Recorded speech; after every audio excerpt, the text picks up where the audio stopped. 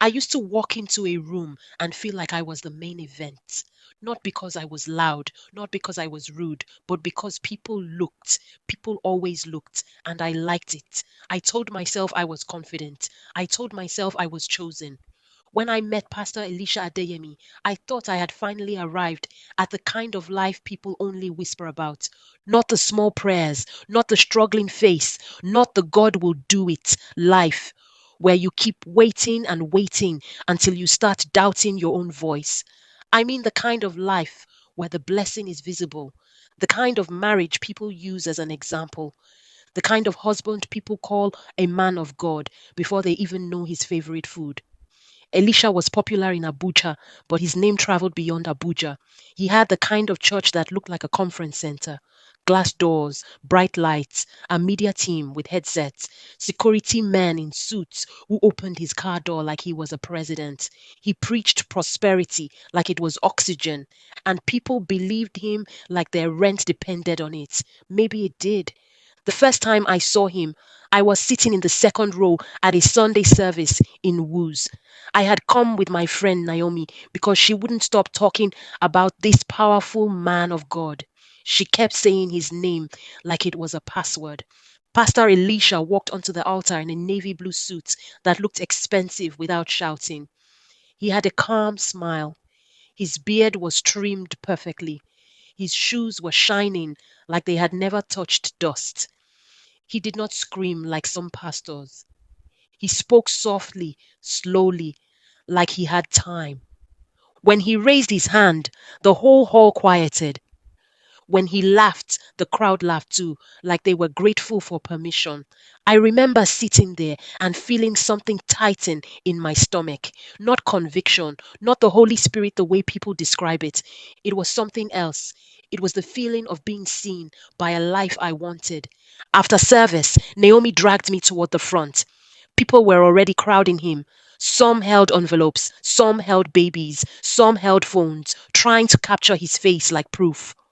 I stood back, not wanting to look desperate. Naomi pushed me forward anyway. Pastor, she said loudly. Good afternoon, sir. Pastor Elisha turned, smiling, and his eyes landed on me. He paused. It was small, half a second, but I felt it. He looked at my face like he was registering something. Then he smiled wider. Good afternoon, he said. God bless you. His voice was calm, deep, controlled. I nodded, trying to keep my composure. Thank you, sir, I said. He looked at Naomi briefly, then back at me. What is your name? He asked. I told him. Beautiful name, he said, still smiling. You are welcome. I walked away with my heart beating too fast, my skin warm, my mind already running ahead of me. Naomi squeezed my arm. You see, she whispered, I told you he noticed you. I rolled my eyes like I didn't care, but inside something lifted. The next week, his assistant called me. I was at a salon in Guarimpa getting my hair done. The smell of hair cream and hot comb filled the air. Women talked loudly over each other, laughing and gossiping like the world was not heavy. My phone rang. Unknown number. I almost ignored it, but something made me pick. Hello, I said. Good afternoon, ma. A man's voice replied, polite. This is Daniel from Dominion Fire Embassy. Pastor Elisha would like to see you. My hand froze on my lap. See me, I repeated. Yes, ma, he said. If you're available, you can come to the office tomorrow by 2 p.m. My throat went dry. What is it about? I asked. There was a pause, like he was choosing words. Pastor said he wants to speak with you. Daniel repeated, it's a private meeting. Private meeting. My mind started racing. Naomi, sitting beside me, leaned closer. What is it? She mouthed. I covered the phone. They said Pastor wants to see me, I whispered. Naomi's eyes widened. Jesus, she breathed. It's happening. The way she said it made it sound like a blessing and a warning at the same time. I went, I wore a simple dress. I tried to look decent, but not dull. I wore perfume lightly. I practiced what I would say in the mirror, like I was going for an interview. The church office was behind the main auditorium. Quiet, cool, smelled like air freshener and new carpet. Daniel met me at the door. He was young, slim, with a serious face. Welcome, Ma, he said. This way. He led me down a hallway. I noticed framed photos on the wall. Pastor Elisha shaking hands with politicians. Pastor Elisha standing beside a private jet. Pastor Elisha holding a microphone in front of crowds so large they looked like a sea. I tried not to stare. Daniel opened the door. Pastor Elisha was inside. He stood up when I entered. That small gesture made my chest tighten. It felt respectful. It felt intentional. Sit, he said gently. I sat. He looked at me for a long moment, not in a creepy way, but in a way that felt like he was studying my spirit. You are quiet, he said finally. I smiled. I'm not always quiet, I replied. He chuckled softly.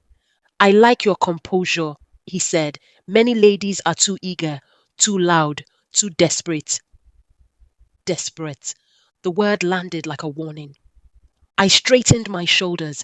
I'm not desperate, I said. He nodded slowly like he approved. We spoke for 20 minutes. He asked about my work. I told him I ran a small beauty business and did content for brands. He asked about my family. I told him my father was late. My mother lived in Minna. I had one younger sister. He listened with a calm focus that made me feel important. Then he leaned forward slightly. I will be honest with you, he said. My heart skipped.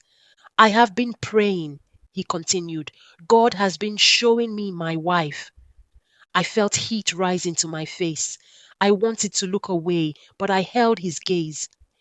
And when I saw you last Sunday, he said, I felt peace. Peace. I had heard women say things like that about men. I used to laugh at them. I used to say they were dramatic. Now I was sitting in front of a popular pastor in a cool office with his eyes on me, and I understood how easily a person can mistake attention for destiny. I left that meeting feeling like my feet were not touching the ground. Naomi screamed when I told her. Ah! She shouted, jumping on her bed like a teenager. You're about to be First Lady. First Lady. That title followed me like perfume after that. I started attending church more, not because I suddenly became more spiritual, because I liked the way people looked at me when I sat near the front. Women would glance at me and whisper. Men would greet me too politely. I could feel the shift. I became somebody.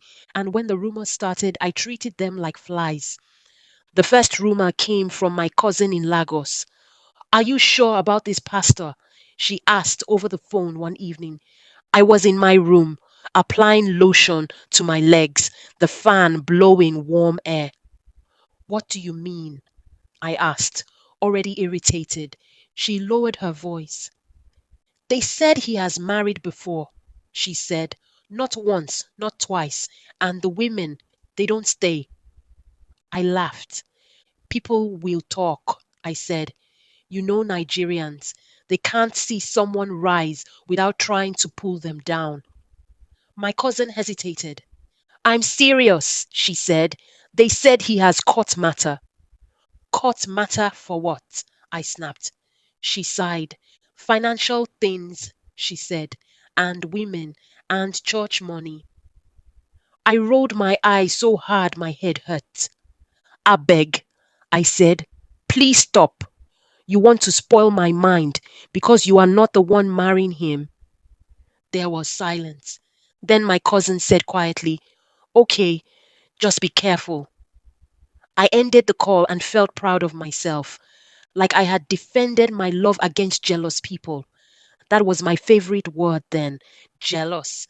If a woman looked at me too long, jealous. If someone warned me, jealous. If someone hinted something, jealous.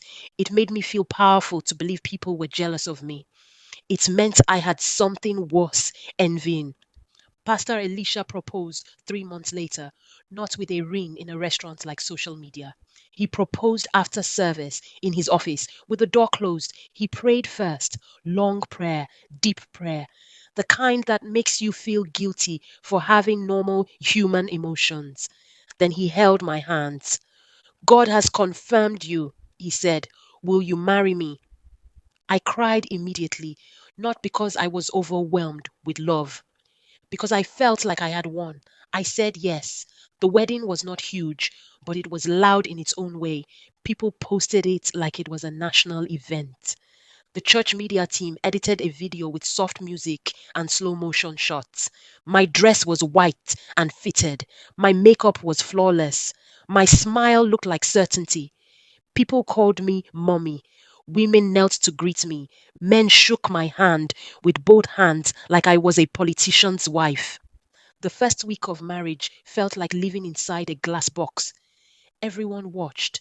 Everyone commented. Everyone waited to see if I would fail. I posted pictures, not too many, just enough. I liked the attention. I won't lie. Then I started noticing things, small things. The first was how little I saw my husband. Pastor Elisha was always in meetings, always counseling, always traveling for ministry. Even when he was in the house, his phone never rested. Calls came at midnight.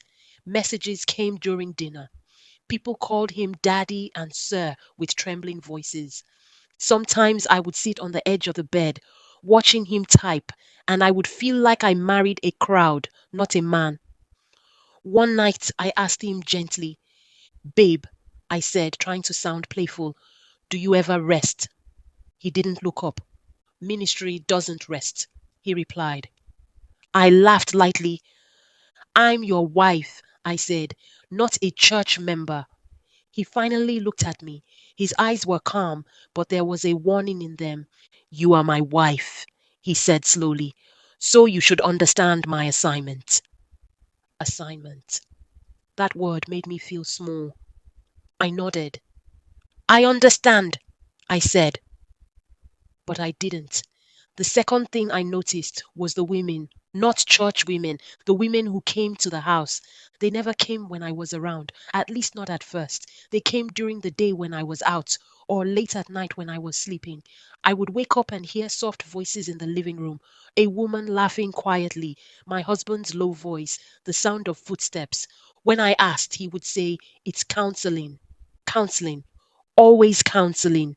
One afternoon, I came home early from the market because I forgot my card. I opened the door quietly. I heard a woman's voice, soft, young. I paused, holding my bag. Then I heard my husband laugh. Not his church laugh, not the polite one, a real laugh. I walked in. The woman froze when she saw me. She stood up quickly, smoothing her skirt. She was light-skinned too, pretty, small waist, glossy lips, the kind of girl men call fresh. My husband stood slowly, calm, like he was not caught. Welcome, he said to me. I stared at the girl. Who is this? I asked. The girl's eyes dropped. My husband smiled. She's a daughter in the faith, he said. She came for counseling. The girl nodded quickly, like she had been trained. Yes, ma, she said. Mommy, good afternoon. I did not respond. My husband's smile tightened slightly. Don't be rude, his eyes seemed to say, even though his mouth did not. I forced my voice to stay steady. Counseling about what? I asked. My husband sighed. You are doing too much, he said softly. You want to embarrass someone who came for help. I felt my throat tighten. The girl grabbed her bag and rushed out like she was escaping a fire. When the door closed, I turned to my husband. You think I'm stupid, I said. His face changed, not dramatically, just slightly, like the mask shifted. Don't talk to me like that, he said. I laughed, but it was sharp. I caught you, I said, in my house. He stepped closer, voice low. You caught nothing. he said. You are allowing the devil to enter your mind. The devil. I stared at him. So this is what we are doing now. He walked away like I was not worth the argument. That night, he did not touch me. He prayed loudly before sleeping. Long prayer, warfare prayer, like he was fighting something in the room. I lay beside him, staring at the ceiling, feeling my pride crack slowly. Then the expose started. Not one rumor, not one jealous auntie. It was everywhere. A blog posted screenshots. Another page posted voice notes. A woman went live on Instagram, crying, saying she was used and dumped. Then another, then another. The name was not Pastor Elisha Adeyemi. It was a popular Abuja pastor. But the details matched too well. The church building, the car, the security man, the private jet picture. My husband's face started appearing in blurry videos, entering hotels. My stomach turned. I kept refreshing my phone like I could refresh reality. My friends started calling. My mother started calling. Even Naomi stopped laughing. Have you seen what they are posting? She asked, voice tight. I swallowed hard. It's lies, I said automatically, but my voice didn't sound convincing, even to me. That evening, I confronted him. He was in the living room, watching TV like the world was normal. His phone was face down on the table. I stood in front of him. He looked up slowly. What is it? He asked. I held up my phone, my hands shaking. What is this? I demanded. He glanced at the screen once, then looked away like it bored him. Gossip, he said. Gossip, I repeated, my voice rising. They are saying you have children outside. They are saying you married women and abandoned them. They are saying you take church money. They are saying you sleep with members. His face stayed calm. You are shouting, he said. Control yourself. I stared at him, stunned. You're not even denying, I said. He leaned back, eyes cold now. I don't owe social media a response, he replied. My throat tightened. What about me? I whispered. Do you owe me a response? He stood up slowly. You want to ruin your own home because of internet, he said. Do you know what kind of enemies I have? Do you know what spiritual attacks look like? I laughed, but tears came with it. Enemies, I said. So all these women are enemies too. His eyes hardened. Watch your mouth, he said. I flinched, not because he shouted, because the tone was new. It was the tone of a man who knows you have nowhere to go. I swallowed. Tell me the truth, I said quietly. Did you do these things? He stared at me for a long moment. Then he said, You are my wife. Don't disgrace yourself. My chest felt like it was collapsing. That was his answer. Not no, not yes, just a warning. That night, I could not sleep. I kept replaying every moment I ignored. The warnings, the side eyes, the women who looked at me with pity, the aunties who didn't congratulate me properly, the silence behind some smiles. I had thought I was winning. I had thought they were jealous. But what if they were not jealous? What if they were watching me walk into a trap and they didn't know how to pull me out without becoming the villain in my story? Around 3 a.m., I got a message from an unknown number. I stared at it for a long time before opening. It was a woman. Her profile picture was blank. The message was short. Hi, I'm sorry to disturb you. I was his wife before you. Please be careful. My hands went cold. I typed back immediately. Who are you? She replied fast. I don't want trouble. I don't want you to hate me. I'm telling you because I wish someone told me. I swallowed hard. What did he do to you? There was a pause. Then her message came, long. She said he married her quietly. She said he moved her into a house, then slowly started disappearing. She said he controlled her phone. She said he used scriptures to silence her. She said he accused her of rebellion when she questioned him. She said when she got pregnant, he denied it publicly. She said when she confronted him, he called her a witch. My chest felt tight. I wanted to stop reading, but my eyes kept moving. She ended with one sentence that stayed in my head like a bruise. He doesn't love women, he loves control. I dropped the phone on the bed and sat up, breathing hard. Control. I remembered the way he spoke when I questioned him, the way he used God like a weapon, the way he stayed calm while I panicked, the way he looked at me like my feelings were childish. In the morning, I watched him get ready for church like nothing happened. He wore a crisp white shirt. He sprayed perfume. He adjusted his cufflinks. He looked perfect. He turned to me and smiled. Are you coming? He asked. I stared at him. My voice came out small. People are talking, I said. He smiled wider, calm and dangerous. Let them talk, he said. When they see you beside me, they will shut up. Beside me, that was my role. A prop, a shield, a proof. I followed him to church that day, not because I believed him, because I wanted to see what it felt like to sit on the altar with my marriage collapsing in my chest. The crowd cheered when we walked in. Women screamed, Daddy! Men shouted, Grace! The choir sang like heaven was close. I sat beside him, smiling softly while my stomach twisted. During the sermon, he preached about betrayal.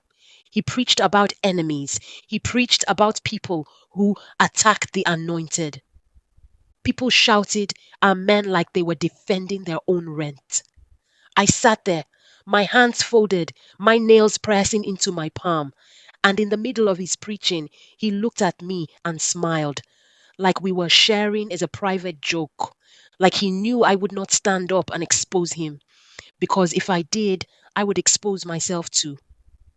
After service, women rushed to greet me. Mommy, you are blessed, they said. Mommy, you are favored, they said. Mommy, ignore them, they said. I smiled until my face hurt. Inside, I felt empty. That evening, I went into the bathroom and locked the door. I sat on the floor, my back against the wall, still wearing my church dress. I opened my phone again. More videos, more screenshots, more voice notes, more women, more stories that sounded too similar to be coincidence. I realized something then. I had married a reputation, not a man. And the reputation was built on people's desperation. I thought I was special. I thought I was chosen. But maybe I was only the newest cover on an old book. I don't know what I will do next. I don't know how to leave a man who has a whole congregation ready to call you a witch for walking away. I don't know how to stay with a man who can look at you calmly while your life burns. All I know is this. When I first became his wife, I thought people were watching me because they envied me. Now I understand the truth. They were watching because they were waiting, waiting to see when I would finally notice what they already knew. And the hardest part is not even the shame. It's the quiet moment at night when the house is still and I can hear my own breathing and I realize I don't even know who I married. I only know who he pretended to be. If this story resonated with you, like, share, and leave a comment. Subscribe for more confession stories and turn on notifications so you don't miss the next one. Thank you for listening.